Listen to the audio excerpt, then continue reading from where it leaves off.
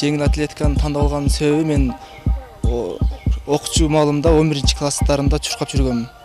Ошодон кызыгып эле мына Ош мамлекеттик университетине педагогика жана дене тарбия факультетине 1-курска ошонун себебинен тапшырып физкультурныйга быйыл 4-курсту бүтүрүп магистратурада 1-курсту аяктадым. Жетишкен ийгиликтерим, мен Кыргызстандын 3 жолку чемпионумун. 2016-жылдан баштап жакшы ийгиликтерди жарата баштадык. 1-курста келгенде эле мен тренерим Алмаз Казбековдун колуна келгем.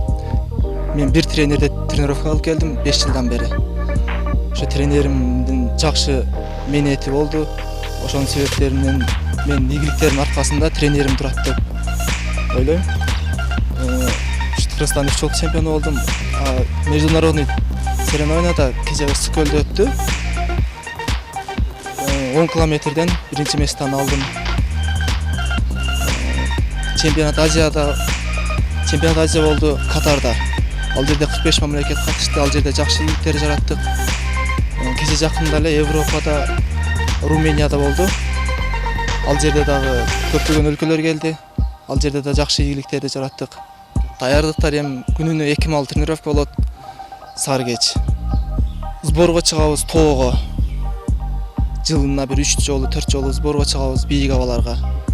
Башка жактар бийик абага чыгабыз, мына Чоң Алайга чыгабыз, Ысыккөлгө барабыз, бийик абаларга чыгабыз, ушулар сборлоргочу. 1 ай, 20 күн ушундай сборго чыгып, өзүбүздүн жаныбыздан чыгабыз. Спорт комитети каржылайт бизди. Ошолордун эсебинен чыгабыз. Тамактануу жагы ушу нан да аз жейбиз, эт да азыраак жейбиз, камыр оокаттарды аз жейбиз, жеңил тамактарды көбүрөөк жейбиз. Жер жемиш, мөмө жемиштерди көп жейбиз. Алдагы пландар боюнча Кудай кааласа жакшы пландар бар. Азиянын чемпиону болом деген ниеттерди кылдым. Олимпиадага барып жакшы ийгиликтерди көрсөтөбүз деген ниеттерди жакшы тренировка кылдыбыз. Балдар бар, жаш балдар бар. Чогуу тренировка кылган биздин тренердин колундабыз, аз бардыгыбыз балдар. Жакшы ийгиликтерди жаратып жатат балдар. Чемпионат Азияга чейин барып атат. Алматы, Өзбекстан, колуна чыгып, бардык эмелерге чыгып, жакшы ийгиликтерди жаратып жатат. Эрежеси ар дистанциялар болот. Мен мисалы 800 метр менен 1,5 километрге чуркайм.